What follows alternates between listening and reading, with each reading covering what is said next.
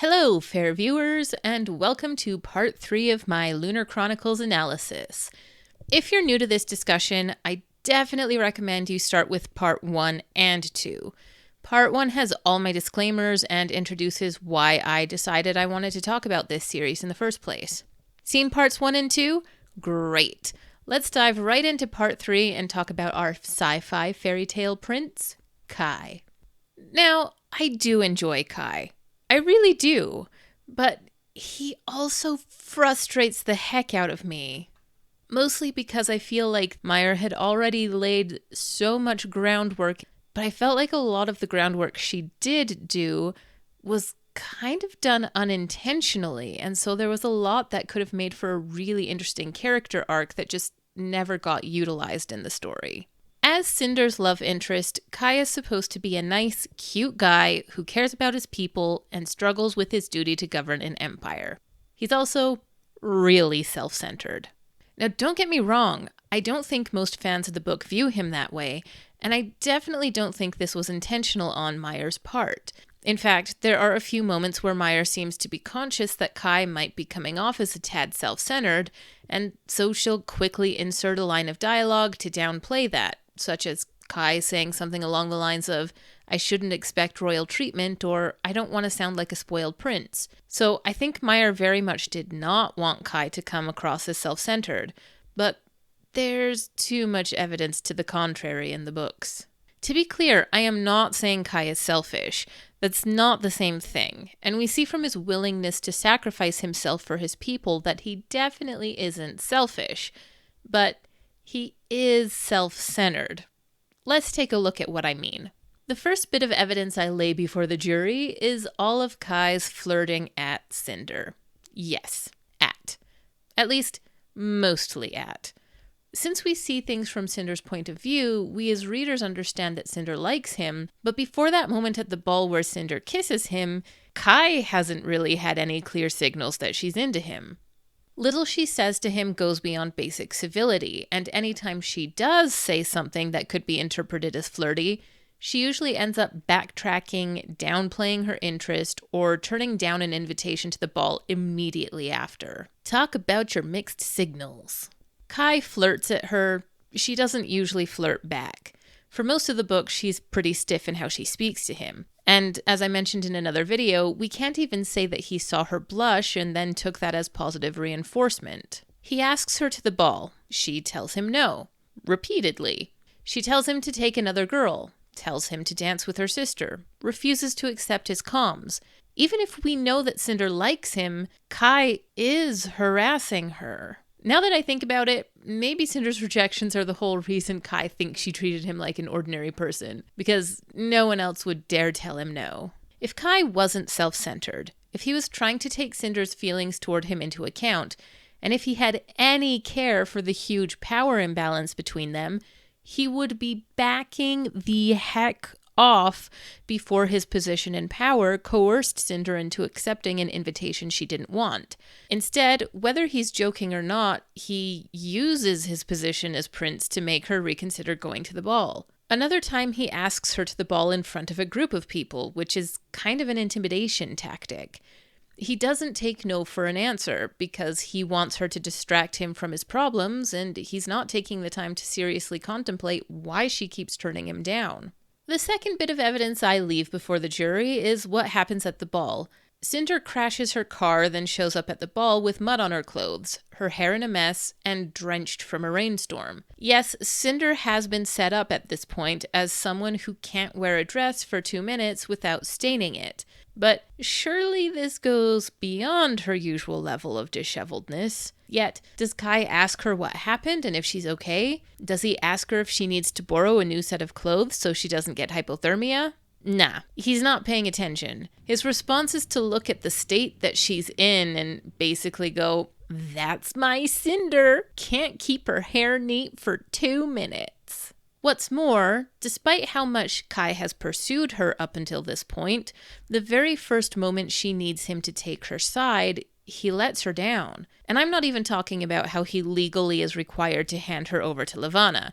I honestly don't even blame him for that, given the laws and what information he had. However, when Cinder has fallen and is at his and the Lunar Queen's mercy at the ball, Kai sees that Cinder is lunar, and he's so upset that he insults her and turns his back on her. This actually could have been a really good moment.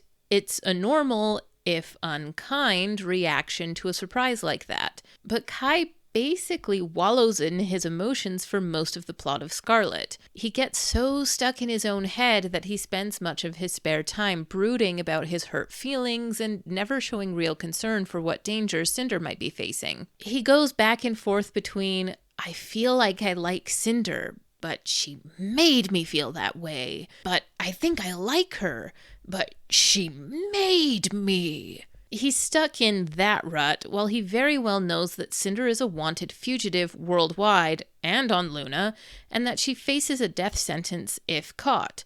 And yet he can barely spare a thought for how she might be feeling despite supposedly liking her so much. He does think of Cinder from time to time, but it's pretty much always with an emotional distance. He thinks of her as this criminal he needs to chase, and almost never as someone he empathizes with who's in a great deal of danger. Imagine how much more compelling the romance between these two might have been, even with a very subtle change here. Imagine if Kai had thought, I know I'm probably only having these thoughts because Cinder manipulated me, but I can't help hoping she's okay. I can't help wondering if she's scared and if she's had enough to eat, if she's lonely. I know I'm supposed to catch her, but I really hope she gets away. But we don't get any of that. There is one time he says he wishes Cinder would disappear, but the reason he gives isn't that he cares for Cinder, it's that he wants Cinder to disappear to spite Queen Levana, because he's pissed at Queen Levana. While he'll ask himself what Cinder's intentions with him must have been, he doesn't actually take any time to ponder it from her perspective. If he had, he should have been able to figure out on his own that Cinder hadn't fabricated his feelings for her. At the very least, he should have had enough reason to doubt she'd manipulated him long before Torrin pointed that out to him in Cress. After all, Kai has been glamored by both Sybil and Levana before. He's even felt what Cinder's glamour was like when it got out of her control. He recognized the glamour for what it was when it happened and was able to resist the effects.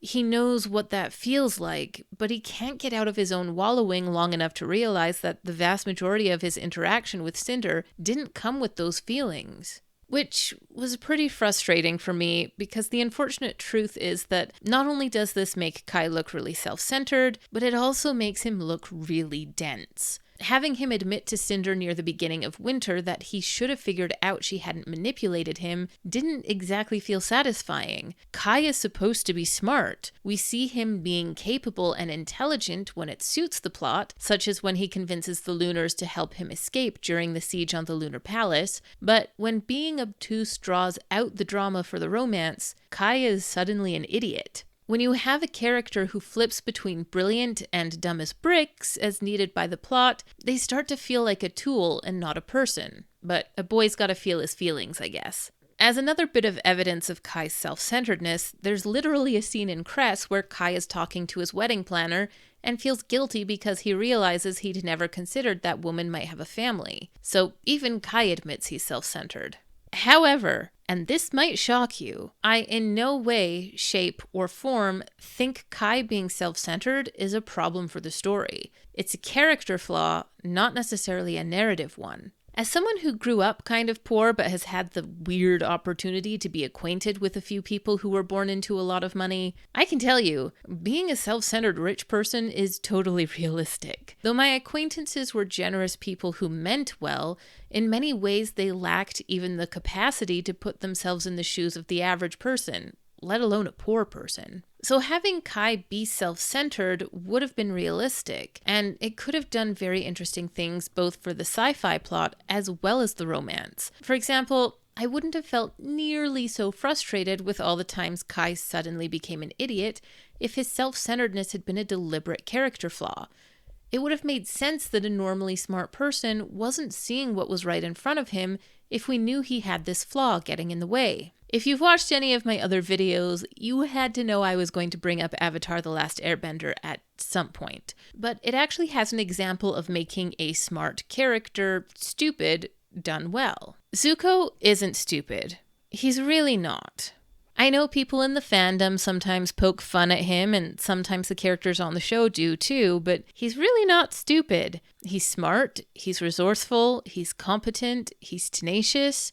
Even though he frequently fails to capture the Avatar, despite the entire Fire Nation military ending up on the lookout for the Avatar, you know, those guys who are competent enough to take over almost the whole world, the person who comes closest to capturing the Avatar the most often is a 16-year-old boy with very limited resources. Although, I'm not sure it's fair to call Uncle Iroh a limited resource, because, you know. But no, Zuko is not stupid. But he makes an awful lot of really, really stupid choices. Yet we know exactly why he makes those choices, which means that instead of us being frustrated with Zuko for being an inconsistent character, we feel bad for him when he makes the wrong decisions, because we know exactly how hard it is for him to make the right ones. We want to see him overcome the flaws that cause him to make those bad decisions, because we care about him. And in part because of this struggle that Zuko goes through, he's probably the most beloved character on the show, and he's many people's favorite character of all time. Similar could have been true for Kai. If Kai's self-centeredness had been a featured part of his character arc, I would have had much more trust that Meyer knew what she was doing and would make Kai learn to do better by the end of the series. I would have loved for Kai's self-centeredness to be an intentional part of his character that he had to overcome to earn Cinder's forgiveness and trust. Loved, I tell you. Keep all this in mind because it's going to come up again in the final installment of this discussion. But for the rest of this video, let's talk about Kai's lackluster motivation.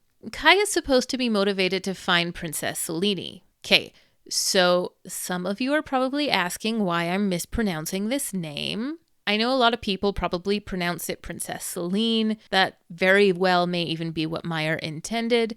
But I'm pretty sure she took the name from another name for the moon. So that's what I call her. You can call her Princess Selene. But anyway, Kai is supposed to be motivated to find Princess Selene, but he tends to get too distracted with other things to focus on that goal. It's not that those other distractions weren't important for him to deal with, but rather than being obstacles to his motivation, they often end up overwhelming his motivation altogether. While Kai did have some motivation in Cinder, that goal to find Princess Selene basically falls by the wayside in later books. But even in Cinder, I remember feeling that Kai didn't seem as driven to find the princess as he should have been. You see, a character's motivation should drive them through the story. A proactive character actively seeks to accomplish that goal and will break the task down into smaller goals, mini goals, little rungs on a ladder, if you will. In action scenes, the character has a mini goal to get them that one rung closer to achieving their ultimate motivation. Their mini goal can be simple, but it should be there, pushing them through the scene. At the end of the scene, they've either gone a rung up the ladder or potentially been pushed a rung or two back down, but they probably shouldn't be on the same rung they started at. In reaction scenes, the character's goal is to figure out how to get up the next rung.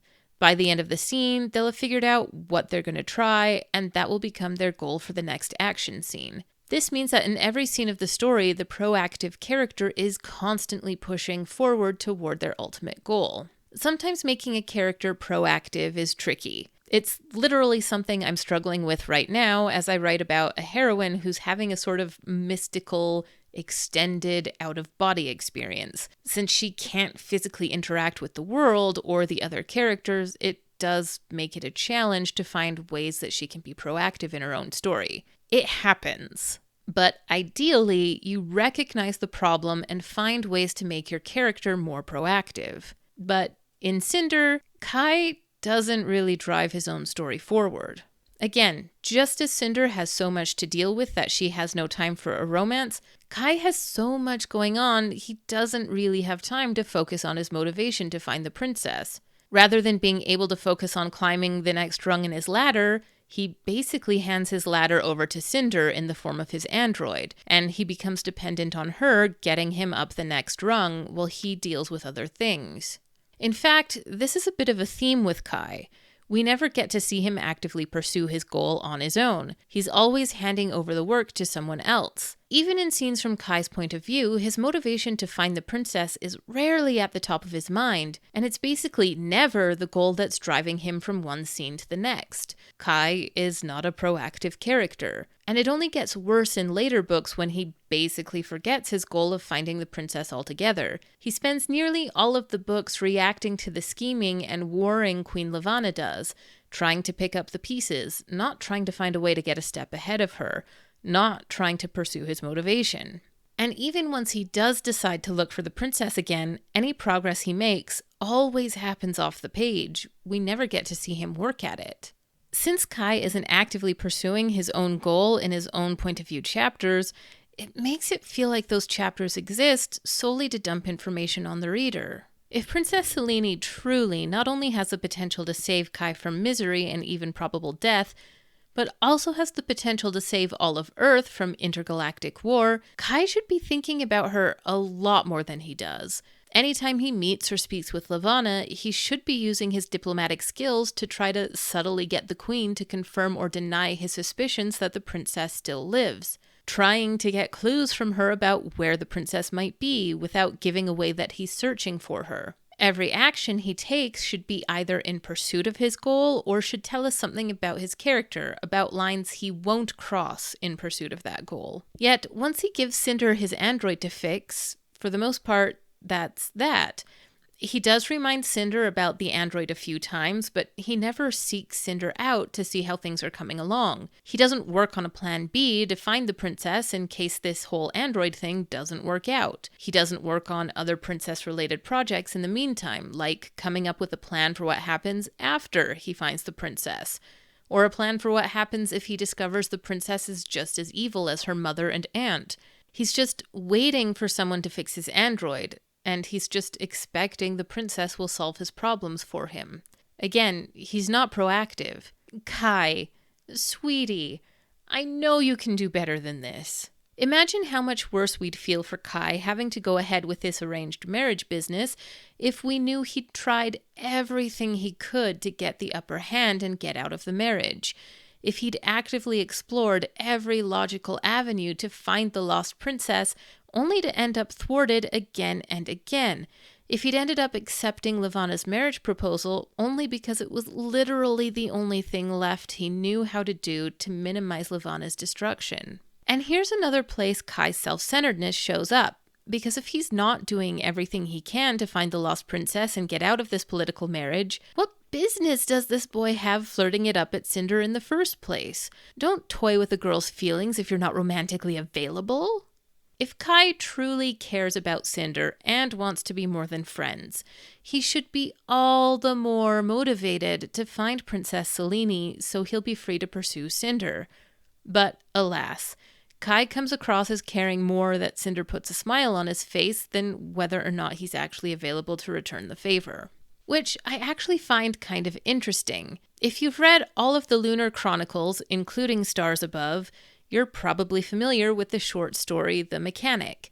It retells the story of Cinder and Kai's first meeting, but from Kai's perspective. What's interesting about this is how excited I got reading this short story. For the first time, it seems, we get to see Kai actively pursuing his goal. It's on his mind. He actually spends time thinking about it, and he seems eager to accomplish it. Not only that, but as I mentioned earlier, Kai doesn't seem particularly attached to Cinder when we read from his perspective in the main series. However, in this short story, we actually get to see Kai thinking of Cinder, finding her cute, and we even get our first reason to understand why Kai thinks Cinder treated him like an ordinary person. Because she doesn't stand up before bowing to him once she recognizes him for who he is. Unbeknownst to him, it's because she doesn't have her cyborg foot attached, but at least now it starts to make a little sense why Kai thinks Cinder doesn't treat him like a prince. In this short story, we see so much more of Kai being proactive, of Kai having a teensy bit of an emotional connection with Cinder, and we even get so much more of Kai's personality than we did in the main series. I don't know if it's that Meyer had improved so much as a writer by the time she wrote this story, or if she's just simply better at short stories with a singular focus than she is at juggling all the plot lines and details necessary in a novel. It would have been so wonderful to have Kai's point of view chapters in the series feel like we were reading from the Kai that we read from in this short story. But alas, that wasn't the case. Whew, that was a long discussion, but with the conclusion of part 3, we finally discussed the major problems I had with the Lunar Chronicles. I still enjoyed Cinder, but the more I thought about those problems, the more they pestered me until I thought about how they might be fixed. So that's what we're going to talk about in the final part of this discussion. How could these problems potentially have been mitigated? How do we fix Kai? How do we make the romance and sci-fi plots work together instead of against each other? How would we fix similar problems in our own stories? Tune in for part 4, coming soon. What are your thoughts? Did you like the Lunar Chronicles? Did you notice any of these problems I brought up, or did you like the series just the way it was? Who's your favorite pairing from the series? Me, I really wanted to like Cinder and Kai, I really did. But given how the writing worked out for me, I think I'm going to have to say Cress and Thorn. Their romance was handled better than any other in the series, in my opinion, and they were just cute. If you liked this video, stick around to see when part 4 drops. Links to my website and social media are in the description box below, and I will see you next time.